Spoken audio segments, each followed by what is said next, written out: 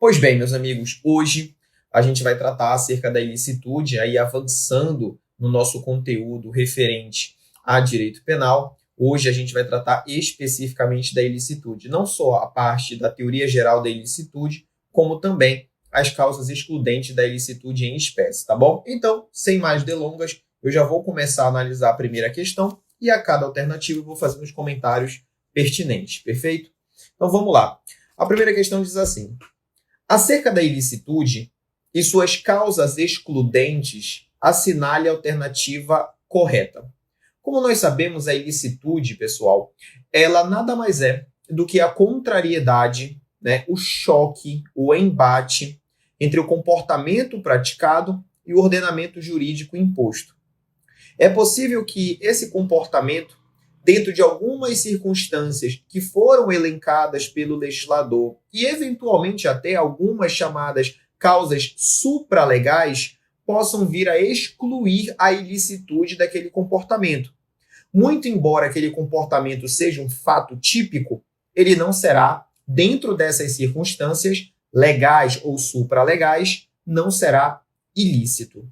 Então, a letra A diz assim: o Código Penal brasileiro adotou a teoria diferenciadora, na qual admite-se o estado de necessidade justificante e o estado de necessidade exculpante. Então, vamos lá.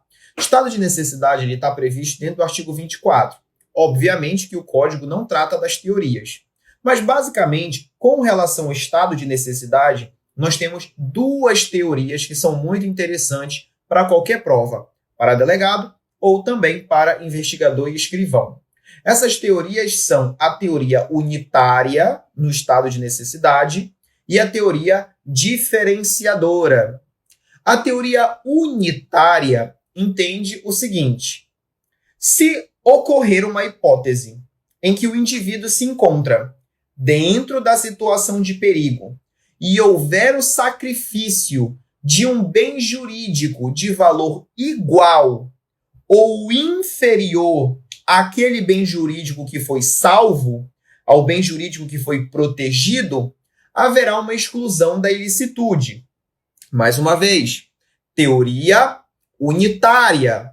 Se houver o sacrifício de um bem jurídico de valor igual ou inferior àquele que foi salvo, haverá exclusão da ilicitude. Exemplo: dentro de uma situação de naufrágio, um indivíduo mata outro para poder utilizar a única boia que só comporta o salvamento de uma pessoa. Salvar a minha vida e ceifar a vida de outra pessoa. Bem jurídico de valor igual. Eu acabei sacrificando o bem jurídico de valor igual para salvar a minha própria vida. Exclusão da ilicitude. E também, se eu sacrificar bem jurídico de valor menor, um animal ou um objeto, para poder salvar um ser humano. Excludente de ilicitude, sem problema nenhum.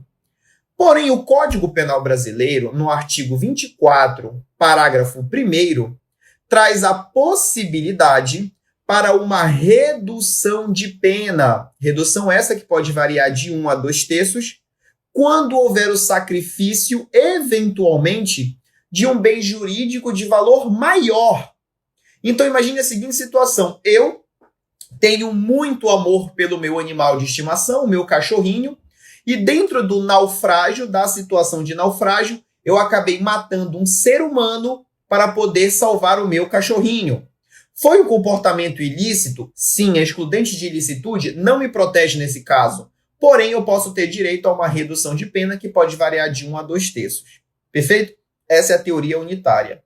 Para a teoria diferenciadora, ele trabalha com uma perspectiva de excludente de ilicitude, na primeira hipótese que eu falei, ou uma excludente de culpabilidade, e não uma mera redução de pena. Então, para a teoria diferenciadora, se eu sacrificar bem jurídico de valor igual ou inferior, exclui a ilicitude.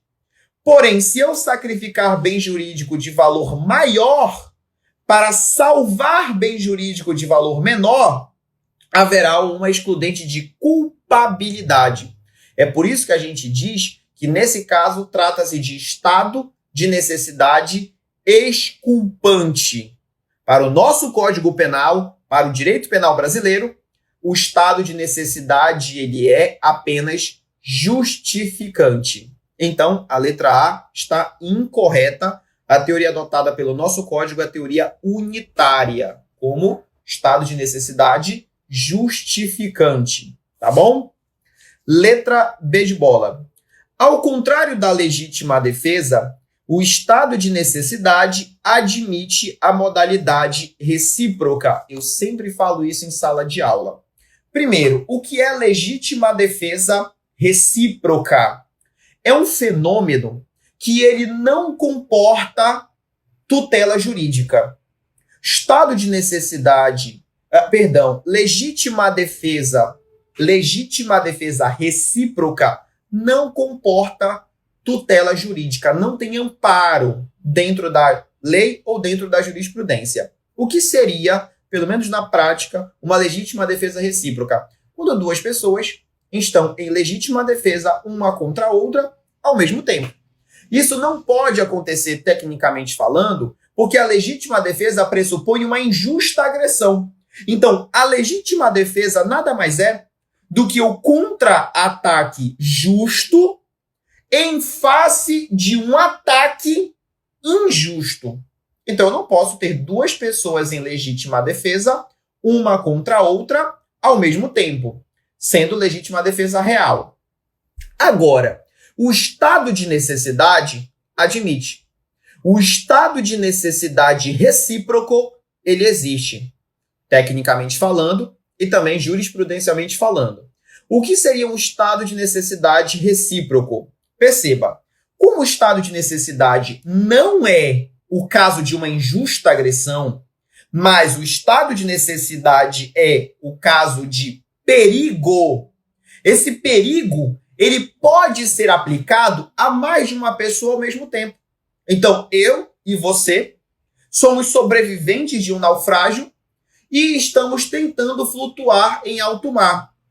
No exato momento em que nós dois estamos em estado de necessidade, aparece uma boia flutuando. E, nesse caso, apenas um poderá ficar com a boia. De modo que um terá que matar o outro para poder sobreviver. Então, a legítima defesa não admite a modalidade recíproca, mas o estado de necessidade admite. Gabarito da primeira questão já é a letra B de bola. Porém, vamos ver a letra C.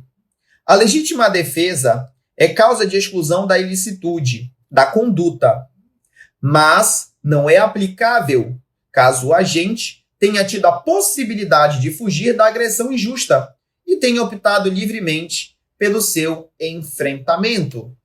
Imagine a seguinte situação. Um indivíduo de porte físico muito maior que o meu começa a me convidar para uma briga. Ocorre que ele é maior, fisicamente falando, mas eu sou mais rápido para correr. Eu tenho a possibilidade de fugir? Tenho a possibilidade de fugir. Ele não vai me pegar na corrida. Ocorre que eu opto por enfrentá-lo. E ele vem a me agredir e eu acabo revidando, fazendo com que um golpe o desmaie no meio da rua. Eu tinha a opção de fugir? Tinha a opção de fugir. Mas eu era obrigado legalmente a fugir? Não, não era obrigado. Então, pessoal, o direito não me obriga a me acovardar diante dessa situação. Se eu quiser, eu posso fugir. Mas se eu quiser enfrentar a situação de injusta agressão atual e iminente e assim lesionar ou quem sabe até matar aquele que estava a me agredir, a legítima defesa ela me protegerá. Ela excluirá a ilicitude do meu comportamento. Então, letra C está fora. Letra D de dado.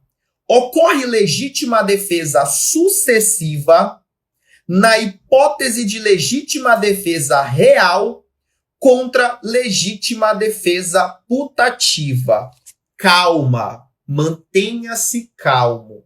A primeira coisa que você tem que fazer diante de uma questão assim, com alternativas muito complicadas, é tentar imaginar o que está acontecendo. Então, a primeira coisa que eu vou construir na sua mente é a ideia do que vem a ser uma legítima defesa real contra uma legítima defesa putativa. Putativo é aquilo que é imaginário. Real é aquilo que está acontecendo na realidade. Perfeito. Como seria um exemplo de legítima defesa real contra uma legítima defesa putativa? Dois indivíduos que há muito tempo possuem problemas pessoais entre si, já discutiram muito durante muito tempo, um vai ao encontro do outro, andando numa via. Enquanto um puxa de dentro da sua jaqueta um lenço para limpar o seu nariz, o outro imagina que ele vai sacar uma arma de fogo. E ele pensa, caramba, ele vai sacar uma arma e vai me matar. Tudo isso em fração de segundos. Como eu sou uma pessoa que tem porte de arma de fogo, sou muito bem treinado, vou sacar minha arma mais rápido e vou disparar contra esse indivíduo. Porque eu sei que ele também tem uma arma. Na hora que o primeiro coloca a mão no bolso para retirar o lenço, o Adriano rapidamente saca a sua arma e começa a atirar. Pou, pou, pou. Acreditando que está prestes a ser alvejado pelo indivíduo que estava vindo na minha direção. Só que ele não estava sacando uma arma, ele estava sacando um lenço, melhor, retirando o lenço do bolso. E quando ele olha para o Adriano, ele vê, poxa, o Adriano tá maluco, não estava fazendo nada, só ia tirar o lenço e está atirando em mim. Então, nesse momento, o Adriano está em legítima defesa putativa, porque acredita que o indivíduo vai sacar uma arma de fogo, mas o Joãozinho, que está vindo na minha direção, está diante de disparos de arma de fogo contra ele. E aí sim, ele saca a arma dele e atira contra o Adriano. Então, o Adriano está em legítima defesa putativa e o Joãozinho está em legítima defesa real. Esse fenômeno pode ocorrer sem problema nenhum. Agora, eu só preciso saber se isso é legítima defesa sucessiva. Será que isso é legítima defesa sucessiva? Não. Legítima defesa real contra legítima defesa putativa é legítima defesa real contra legítima defesa putativa. Não há um nome específico para essa situação. Agora eu vou te explicar o que é uma legítima defesa sucessiva e você tire suas próprias conclusões para verificar se é ou não a mesma coisa. Legítima defesa sucessiva, que existe juridicamente falando, diferentemente da legítima defesa recíproca. Sucessiva. Presta atenção. Eu tenho um desafeto. Vou ao encontro do desafeto e quando percebo que ele está desapercebido, venho sorrateiramente e dou um golpe na região do seu rosto, vindo por trás. Ele cai desmaiado no chão. Quando ele cai desmaiado no chão, o Adriano continua golpeando. Ele, percebendo que se não fizer nada, acabará morto, puxa um canivete e corta a minha panturrilha, profundamente até. E o Adriano cai no chão, sentindo muita dor na panturrilha, que acabou de ser cortada com um canivete. O Adriano já está neutralizado. Aquele corte que ele fez na minha perna, essa lesão corporal que ele me causou, está amparada pelo excludente da ilicitude da legítima defesa sem problema nenhum. Ocorre que ele, não satisfeito, aproveitando que o Adriano está caído, continua desferindo golpes de canivete no meu braço. Ou seja, ele entrou em excesso doloso. Desse excesso eu posso me defender? Eu que inicialmente era agressor passo agora a ser vítima, então a legítima defesa que estava com ele passa agora para mim. E o Adriano pensa, se eu não fizer nada, eu vou morrer. Aí o Adriano saca uma pistola e atira contra a perna daquele indivíduo que cai ao chão sangrando. E o Adriano agora, sendo vítima daqueles golpes de canivete, consegue neutralizar aquele agressor. Não satisfeito, o Adriano vai para cima e efetua mais um disparo.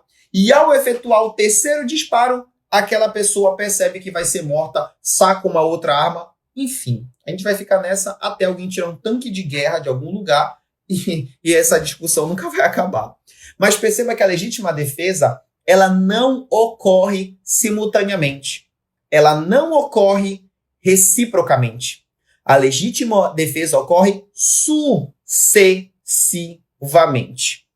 E isso não tem nada a ver com legítima defesa real contra legítima defesa putativa. Então, letra D está fora. Letra E de elefante. Não se admite legítima defesa real contra legítima defesa putativa. Claro que se admite. Acabei de falar o exemplo em que o João vem na minha direção, se retirando um lenço do bolso. O Adriano acredita que é uma arma de fogo, pega a sua arma de fogo e atira contra o João. Então, eu em legítima defesa putativa e o João em legítima defesa real. Primeira questão, vamos ficar com a letra B de bola. Perfeito? Segunda questão. Considera-se em estado de necessidade quem? Estado de necessidade. Pratica o fato para salvar-se de perigo atual que não provocou por sua vontade, nem podia de outro modo evitar direito próprio ou alheio, ainda que nas circunstâncias seja exigível o sacrifício. Bem, se for exigível o sacrifício, não há que se falar em estado de necessidade. Por exemplo, de novo, naufrágio. Aí o Adriano tem duas boias. Em uma boia eu fico para tentar me salvar e na outra boia eu coloco a minha mochila porque lá tem bens de um certo valor. Nesse caso, se uma pessoa vier para tentar tomar essa boia em que está a minha mochila e assim lançar a boia no mar e eu perder aquele bem, essa pessoa não responde por delito algum.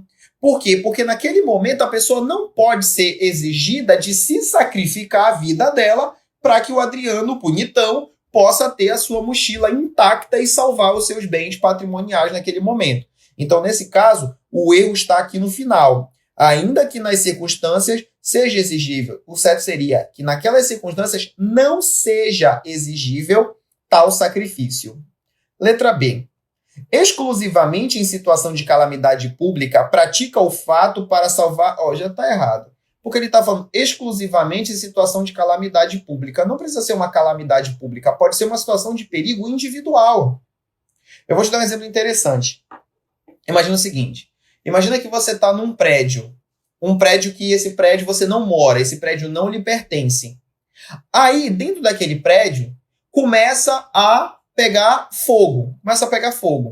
Aí você acaba tendo que quebrar uma janela para poder pular para a parte de fora do prédio e tentar se salvar. Imagina, um prédio baixo. Ou você consegue sair daquele prédio através da destruição da parede, por exemplo, do prédio para poder ir para fora, tomar um ar. Você praticou crime de dano ali. Ali você danificou um patrimônio. Só que, obviamente, a ilicitude vai estar excluída porque você estava dentro do estado de necessidade. Mas é uma situação de calamidade pública? Não. Perfeito? Letra C.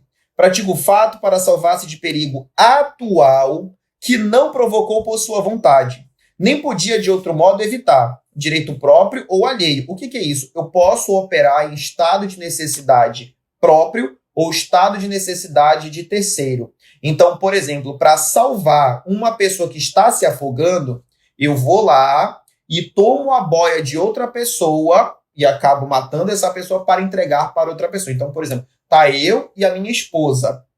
Tem uma boia para mim e a minha esposa está tentando ainda suportar ali o cansaço de ter que ficar flutuando. Aí o Adriano vai ao encontro de outra pessoa, mata essa pessoa afogada lá, toma a boia e entrega para sua esposa. Estado de necessidade de terceiro, sem problema nenhum. Então fica a letra C. Letra D, exclusivamente situação de calamidade pública de novo. Então, letra D de dado está fora. E a letra E de elefante, pratica o fato para salvar-se de perigo iminente ou atual. Aí a gente tem um problema seríssimo, tá? Muitos doutrinadores, eles defendem a possibilidade do estado de necessidade em situação de perigo iminente. Iminente é o que está prestes a acontecer. Só que a letra da lei e a maioria da doutrina não admite essa possibilidade. Entende que a situação de perigo tem que ser atual, que está acontecendo. Então a gente só pode ficar com a letra C de casa. Tudo bem? Segunda questão, letra C. Terceira questão. Sobre a legítima defesa, marque a alternativa correta. Letra A. Haverá legítima defesa de terceiro quando alguém mata um cachorro que pulou o muro da casa onde estava, porque este passou a atacar uma criança indefesa. Então você está andando na rua, o cachorro pula o muro, começa a atacar uma criança indefesa. Aí você vai lá, mata o cachorro para salvar a criança. Isso é legítima defesa de terceiro? Vamos lá. A doutrina deixa uma coisa clara quando começa a explicar a legítima defesa. A legítima defesa, ela tem como um de seus elementos a injusta agressão, sendo que essa injusta agressão ela só pode ser provocada por um ser humano. Como em nenhum momento ele está dizendo que um ser humano atiçou o cachorro para atacar a criança, eu presumo que esse ataque é apenas do próprio cachorro. E isso é uma situação de perigo e não, tecnicamente, uma injusta agressão. Então, nesse caso, é considerado estado de necessidade. Perfeito? Letra B. A legítima defesa subjetiva se confunde com a legítima defesa putativa. Essa expressão é muito interessante. O que quer dizer a expressão se confunde? Se confunde quer dizer se assemelha, é a mesma coisa, é parecido, é aquilo. Mas na verdade não é. Legítima defesa putativa, todo mundo já entendeu. Agora, o que é legítima defesa subjetiva? O que vocês acham? Legítima defesa subjetiva é isso aqui, ó. Legítima defesa subjetiva ocorre nas hipóteses em que uma pessoa, por erro excusável, excede nos ataques, acreditando que ainda se encontra sob injusta agressão, quando na verdade ela não está mais. Exemplo. Uma pessoa de porte físico avantajado, muito mais forte que uma outra, parte para cima dela com o objetivo de agredir. Aquele que é mais fraco é um pouco mais rápido, consegue se desviar do golpe e acaba reagindo e agredindo aquele indivíduo mais forte, que cai ao chão desmaiado. Mas a pessoa mais fraca, o menorzinho, não percebe que ele desmaiou. Acredita que a qualquer momento ele pode levantar e levantar mais furioso e voltar a agredi-lo. Então ele continua golpeando a ter certeza de que a pessoa realmente não representa mais perigo para aquela pessoa. Então o que é legítima defesa subjetiva? Eu não estou mais em legítima defesa porque já neutralizei aquela ameaça. Mas na minha mente, subjetivamente, eu acredito que ainda posso ser agredido momentos depois. Perfeito? Então, legítima defesa putativa é uma coisa. Legítima defesa subjetiva é outra. Na legítima defesa putativa, não existe injusta agressão nenhuma. Tudo é fruto da minha imaginação. Na legítima defesa subjetiva, existe uma injusta agressão.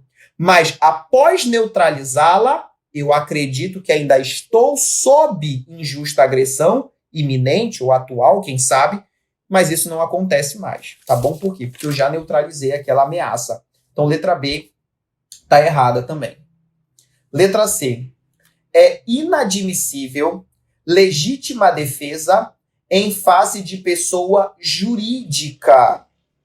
Será que eu posso utilizar legítima defesa em face de pessoa jurídica? Eu vou logo dar o exemplo de livro, tá?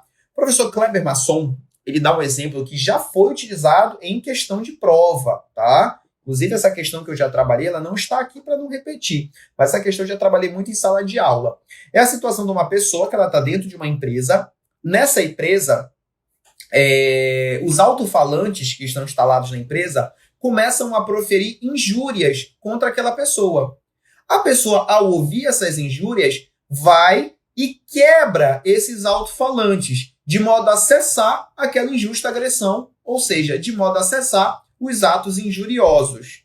Nesse caso, eu estou atacando o patrimônio da pessoa jurídica. Bem, obviamente, é permitido, essa é a previsão doutrinária, e essa questão aqui também trouxe isso para nossa apreciação. Então, pessoal, se perguntarem, é admissível sim legítima defesa em face de ato praticado por pessoa jurídica, tá bom? Letra D de dado. É admissível a legítima defesa real contra a legítima defesa subjetiva. Vocês perceberam que hoje, né, muitas das questões que eu separei, inclusive muitas eu mesmo fiz, são questões que não existem em bancas de concurso, mas todas foram auditadas, digamos assim, por mim mesmo, tá? Então estão à prova de recursos, pelo menos até agora, né? Mas vocês perceberam que eu estou brincando muito com essas questões. São questões doutrinárias que eu acho fantástico, porque eu acho que já está um pouco na hora da gente sair daquele basicão, da letra da lei, e as provas de concurso, obviamente, vão querer um diferencial para que você alcance seu cargo. Então perceba a letra D. É admissível legítima defesa real contra a legítima defesa subjetiva. Certo ou errado? Certo. Vamos lá. O que é a legítima defesa subjetiva? Cara grande veio para cima de mim para me atacar. Perfeito. Quando o cara vem me atacar, eu reajo, dou um golpe nele, ele cai desmaiado. Eu não sei que ele desmaiou. Para mim, ele só tá ali, rapidamente já vai se levantar. Isso é na minha cabeça. O Adriano vai para cima dele e começa a golpeá-lo. Só que você percebe que eu já estou em excesso. Esse excesso doloso, naturalmente, autoriza aquela pessoa que inicialmente era o meu agressor agora a se defender, a neutralizar os ataques que eu pratico contra ele. Então, ele passa a operar em legítima defesa real. Então, é legítima defesa real dele contra a minha legítima defesa subjetiva, gabarito letra D de dado. Perfeito? Letra E de elefante. A legítima defesa estará caracterizada quando o agente pratica fato para salvar-se de perigo atual. Não, parou já.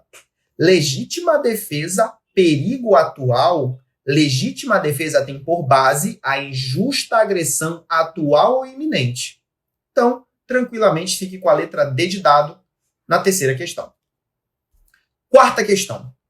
De acordo com o Código Penal brasileiro, é correto afirmar: letra A, é isento de pena o agente que comete um crime em estado de necessidade. Não. Estado de necessidade não trabalha com isenção de pena, porque isenção de pena é elemento atribuível à culpabilidade. Então, tá fora. Na verdade, não há crime, né? Eu sempre falo isso. Excludente de fato típico, não há crime, porque o fato é atípico. Excludente de ilicitude, o próprio artigo 23 diz: não há crime quando o fato é praticado em estado de necessidade, legítima defesa, estrito cumprimento do dever legal e exercício regular do direito. E quando nós tratamos de excludente de culpabilidade, que nós vamos estudar na próxima aula, inclusive, o agente estará isento de pena ou, eventualmente, haverá situação de redução de pena. Mas culpabilidade trabalha com pena, tá?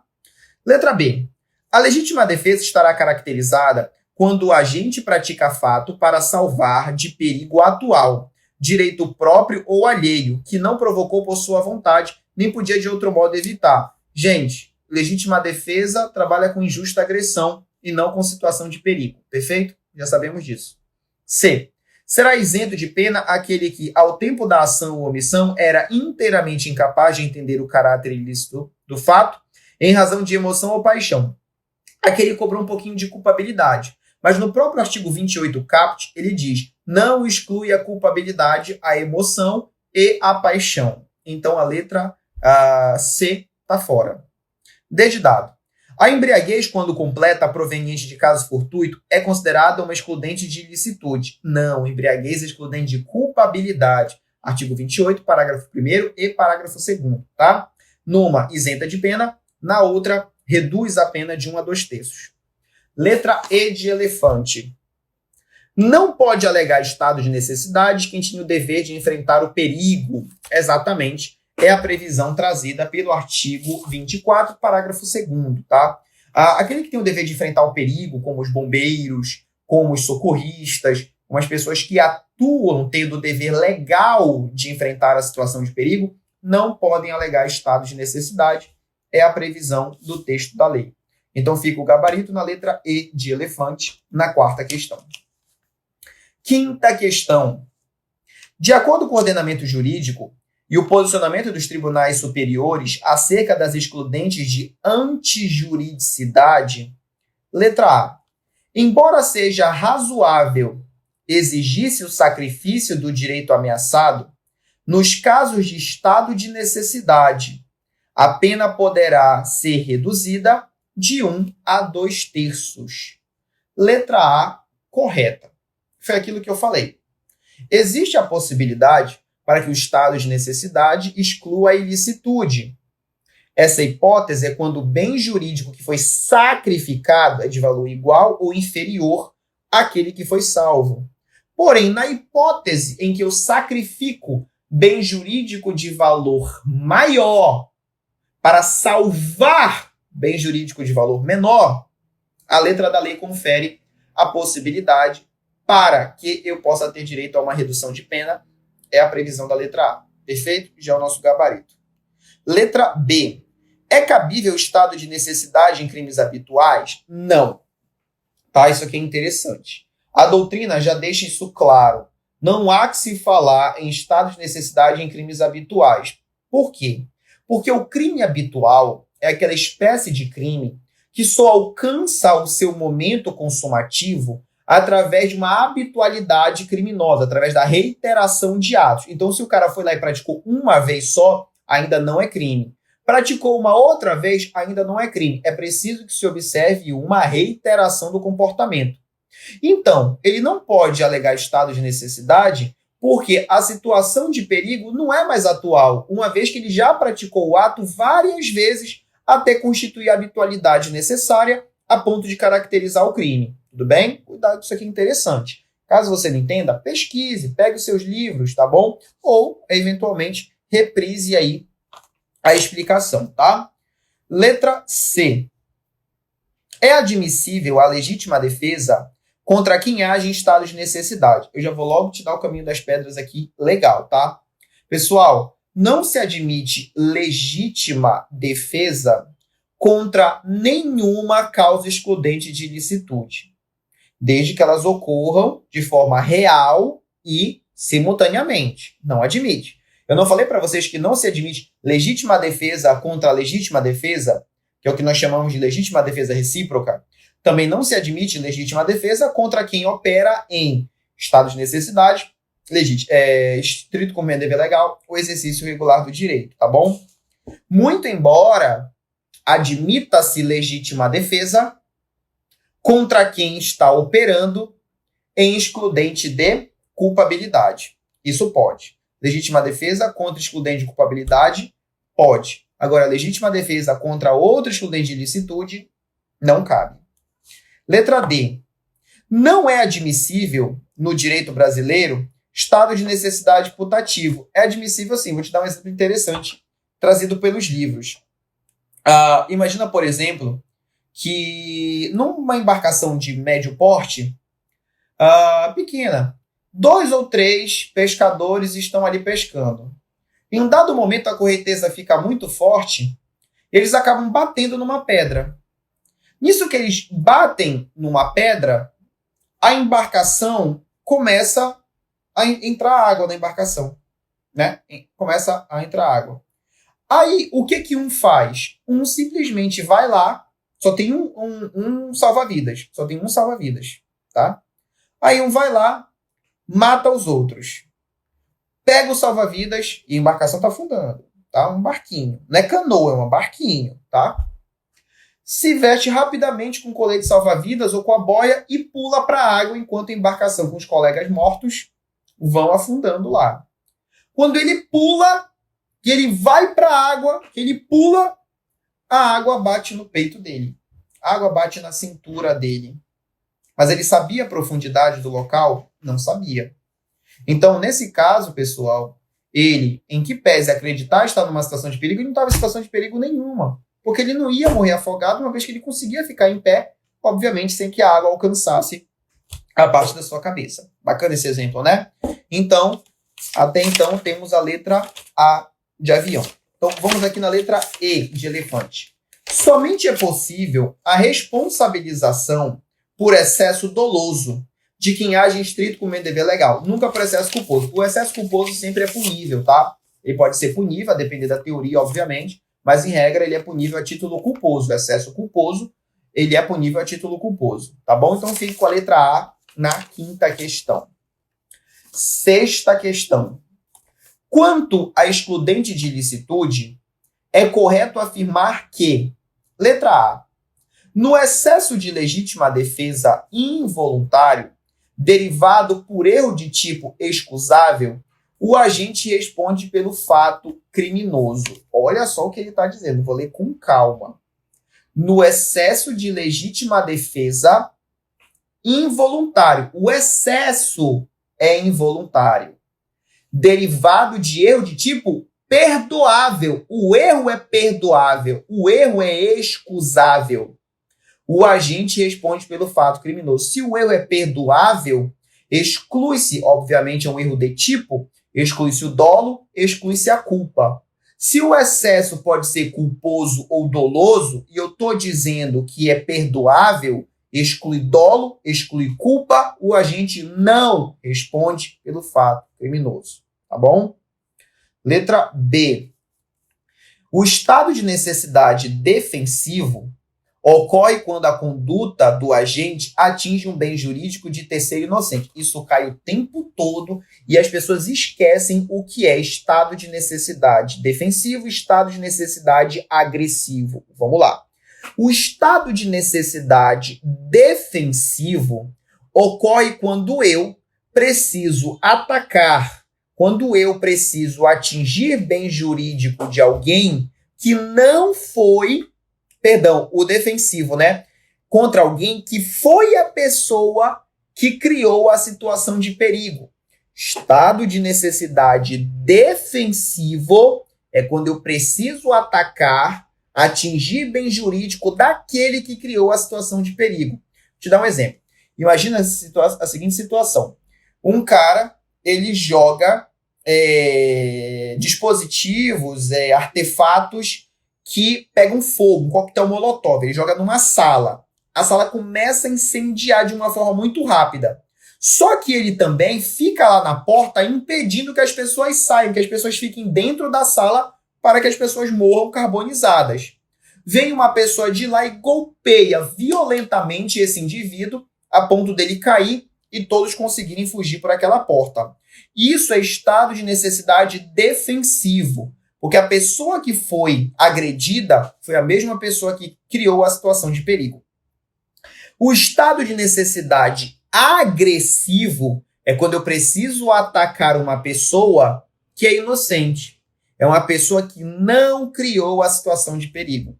São as pessoas que, por exemplo, são lesionadas durante a saída de um local porque todo mundo está com muita pressa para sair, a pessoa às vezes é lesionada, é pisoteada, então está agredindo uma pessoa que não tem nada a ver com a criação daquele perigo. Aí, no caso, seria um estado de necessidade agressivo. Mas a letra B, ela é errada, é exatamente o contrário. Defensivo é contra aquele que criou o perigo, tá? C. O Código Penal brasileiro adotou a teoria unitária do estado de necessidade. Perfeito, gabarito, letra C. Estado de necessidade, pelo nosso Código Penal, adotou a teoria unitária como estado de necessidade justificante. Só um paralelo, tá? O Código Penal militar, ele adota, pessoal, o estado de necessidade exculpante. Estado de necessidade como excludente de culpabilidade, né? Um pouco diferente. Letra D. O excesso culposo decorrente de erro sobre os limites da causa de justificação não é punível a título de dolo ou culpa. Bem, o excesso culposo é punível a título culposo. Letra C, gabarito da sexta questão. Vamos lá na sétima questão. A respeito do estado de necessidade, assinale a opção correta. Letra A. O estado de necessidade recíproco não é aceito no direito brasileiro. Mais uma vez, o estado de necessidade recíproco não é aceito no direito brasileiro. Cuidado para não confundir. O estado de necessidade recíproco é admitido. O que não é admitido é a legítima defesa recíproca. Cuidado. Letra B. O Código Penal brasileiro admite o estado de necessidade exculpante como causa excludente de ilicitude. Não. Embaixo de exculpante, sublinhe e escreva justificante. Estado de necessidade justificante seria o correto. Letra C. Considera-se em estado de necessidade aquele que ofende bem jurídico de terceiro, ainda que haja outro modo de evitar a lesão. Aí tem um detalhe. Porque o estado de necessidade, ele exige que você só possa sacrificar o bem jurídico se for o único caminho para você poder se salvar daquela situação.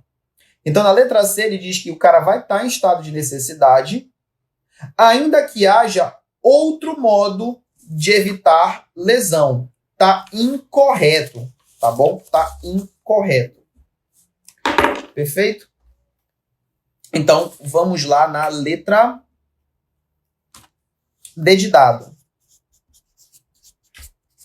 Letra D diz assim: havendo mais de um agente, o estado de necessidade se estende aos demais.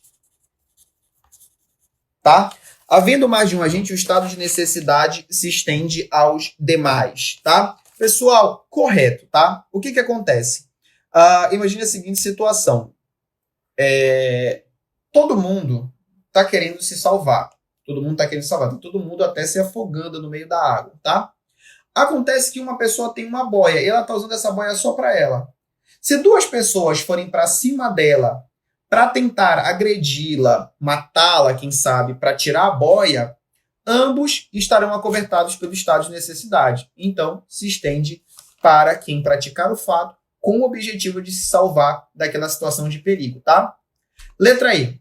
No estado de necessidade justificante, o bem jurídico sacrificado é de valor maior. Olha o que ele está fazendo. Estado de necessidade justificante. O estado de necessidade justificante, para a teoria unitária, ele exige que o bem sacrificado seja de valor igual ou inferior. Se o bem sacrificado for de valor maior, ele não vai excluir a ilicitude. Ele vai apenas me dar direito a uma redução de pena, como está previsto no artigo 24. Então, a letra E já está fora. Fica o gabarito na letra D de dado. Tá bom? Tudo bem?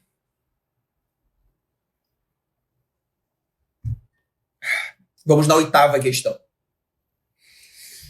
Ângelo Asdrubal, reconhecido mundialmente como notável lutador de boxe, e já tendo sido campeão brasileiro e vice-campeão mundial na categoria de pesos médios ligeiros, em uma luta com Custódio, na busca pela indicação para a disputa do cinturão de campeão, obedecendo rigorosamente às regras do esporte, lhe desfere diversos socos, os quais vêm a causar lesões gravíssimas em seu adversário Custódio, ocasionando a morte. Analisando o caso proposto, pode-se afirmar que Ângelo... Bem, acho que agora está na hora de a gente conversar um pouquinho sobre as outras excludentes, né? Me deti muito aí, a legítima defesa e o estado de necessidade, mas vamos lá. Pessoal, a gente ainda precisa falar rapidamente sobre o estrito cumprimento do dever legal e o exercício regular do direito. Vamos lá. Quando eu falo sobre estrito cumprimento do dever legal, a primeira coisa que vem à nossa mente é que a doutrina entende que o estrito cumprimento tem que ser aplicado a um agente público, exercendo seu munus público, ou eventualmente para um particular que possa estar operando em colaboração com o Estado, exercendo o munus público naquele momento. Mas é preciso que haja alguma determinação legal, normativa, imperiosa por parte do Estado para que se exija a execução daquele ato. Vamos partir da regra para depois eu conversar um pouco sobre a exceção. Quando a gente fala sobre estrito cumprimento do dever legal, são as hipóteses em que há um mandamento legal, em que esse mandamento legal, em algumas situações, pode ser definido como crime, mas que o agente se vê obrigado a executá-lo. Você, futuro policial civil, cumpridor de mandados. Quando você for cumprir o mandado, em muitas situações você precisa, e com obviamente respaldo legal, forçar o ingresso naquela residência. Vai ter que destruir a porta e a fechadura da porta para entrar naquela residência. Crime de dano. Eu vou estar dentro de uma residência, uma propriedade alheia, contra a vontade do proprietário. Invasão de domicílio. Eu vou cercear a liberdade daquele indivíduo que é o meu alvo. Cárcere privado, sequestro. Vou tirar o cara da casa dele, vou manter no privado da sua liberdade, porém, há uma determinação legal para isso. Existe o Código de Processo Penal, que estabelece todas as regras que eu acabei de falar, e eu estou respaldado por um mandado judicial. Caso contrário, abuso de autoridade sem problema nenhum para aquele indivíduo. Então eu te pergunto, como é que pode um fato que a lei me manda executar ser também rotulado como um tipo penal? Ocorre que dentro dessas hipóteses a ilicitude estará afastada.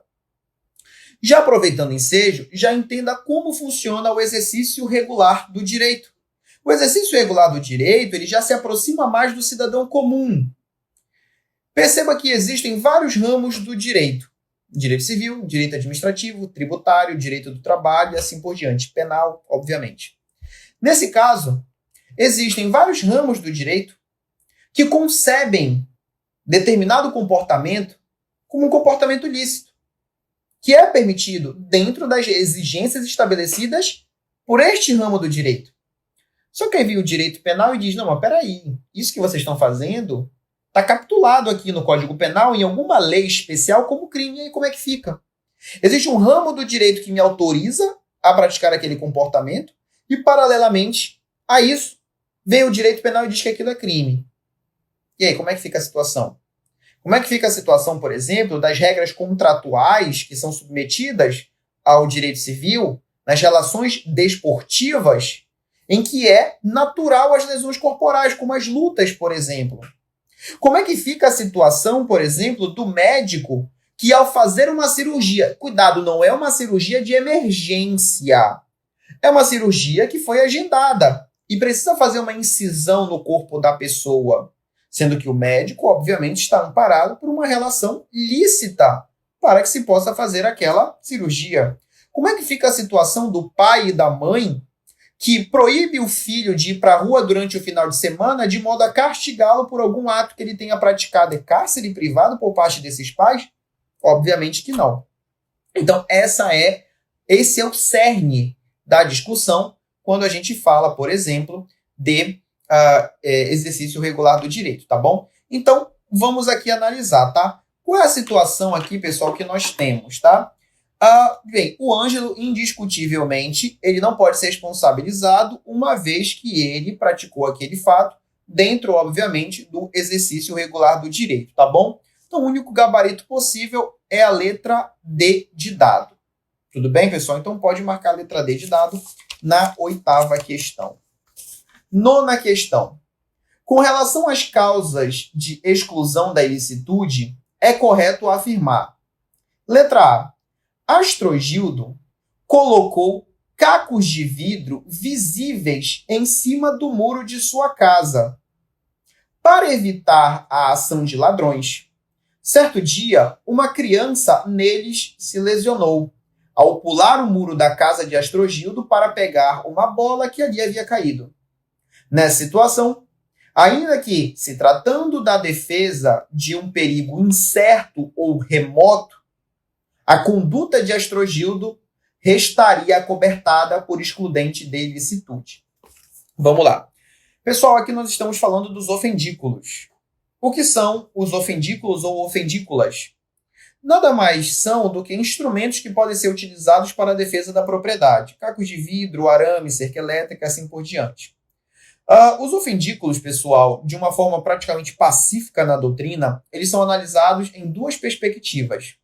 Quando eu instalo e o ato de manter esses ofendículos lá, como proteção da minha residência, eles acabam tendo natureza jurídica de exercício regular do direito. Eu tenho o direito de proteger a minha residência, a minha propriedade. Isso deriva de previsão constitucional e do direito civil, lá quando a gente trata da posse e propriedade. Porém, quando alguém pretende ingressar na minha residência e acaba se lesionando nesses ofendículos, acaba tendo conotação de legítima defesa. Cuidado com isso. Letra A é o nosso gabarito. Letra B. No caso de legítima defesa ou estado de necessidade de terceiros, é imprescindível a prévia autorização destes para que a conduta do agente não seja ilícita. Olha que coisa. Quer dizer que para eu operar em legítima defesa de terceiro, eu preciso que a pessoa que está sendo agredida me autorize para que eu possa defendê-la. De jeito nenhum, isso não faz sentido algum. E se a pessoa estiver desmaiada, inconsciente? Letra B, totalmente fora de contexto.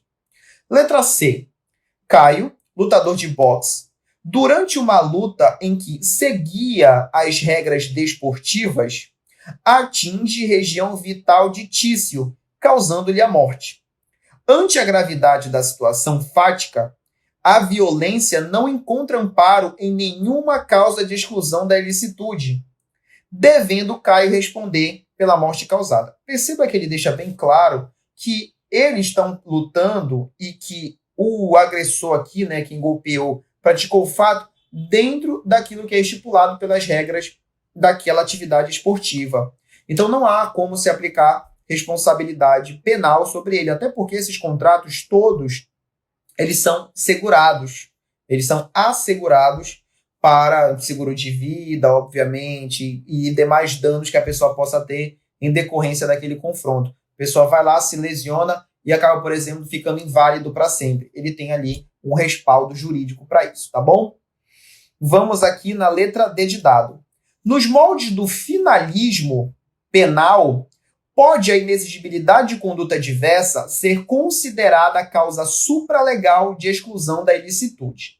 Errado, pessoal. Inexigibilidade de conduta diversa para o finalismo, que é a teoria, pelo menos adotada pelo nosso Código Penal, é, obviamente, uma causa excludente de culpabilidade. Perfeito? Tranquilo? Vamos lá. Então, ficamos na 9ª questão com a letra A de avião. Vamos fazer a 10ª questão, rapidamente. No que tange às causas excludentes de ilicitude, assinale a incorreta. Bem, eu vou comentar somente a incorreta, até porque o meu tempo está acabando, tá? A incorreta é a letra C. O estrito cumprimento do dever legal, causa de exclusão da ilicitude, consiste na realização de um fato típico por força do desempenho de uma obrigação imposta diretamente pela lei, não compreendendo a expressão dever legal, a obrigação prevista em decreto ou regulamento. Pessoal, a doutrina entende que o dever jurídico de agir, ele compreende também norma em sentido amplo. Então, a parte final, ela ficou incorreta. Quando ele diz não compreendendo a expressão dever legal, a obrigação prevista em decreto ou regulamento, ela também abarca. Porque é possível que existam mandamentos legais em decorrência de decreto, como, por exemplo, os decretos da pandemia, em que um agente pode ir lá e fechar o estabelecimento daquela pessoa, em que pese parecer um ato de abuso de autoridade, mas a ilicitude estará afastada por conta da determinação do decreto. Tranquilo? Então, o nosso gabarito como incorreto é a letra C. Eu vou liberar os comentários, caso vocês queiram mandar alguma mensagem, fazer alguma indagação rápida, porque eu não quero fragmentar essa live de hoje, tá bom, pessoal? Então, assim, meu objetivo aqui é trazer debates, coisas polêmicas, né? Ratificar o conhecimento que os senhores já têm e trazer outros detalhes, tá bom? Eu vou produzir aqui o nosso gabarito para ficar lá fixo no feed do Instagram. Beleza, pessoal? Então, muito obrigado pela participação de todos. Chegamos a ter aí quase 90 espectadores. Eu me sinto extremamente feliz, porque parece que eu estou numa sala de aula com 90 alunos. Eu estou muito feliz pela participação dos senhores, tá? Então, pessoal, mais uma vez, mantenham o foco nos estudos. O edital vai sair, vocês têm que estar preparados. No que depender de mim, eu vou sempre tentar manter essas aulas, tá bom? Então, por enquanto, já está marcado o nosso encontro de quarta-feira que vem e já estudem culpabilidade, tá? Que eu vou organizar questões bem interessantes para a gente resolver. Pessoal, grande abraço, boa noite a todos. Qualquer coisa, pode mandar uma mensagem naquilo que for possível. Eu vou estar respondendo vocês, tá bom? Grande abraço, se cuidem e bons estudos. Até a próxima.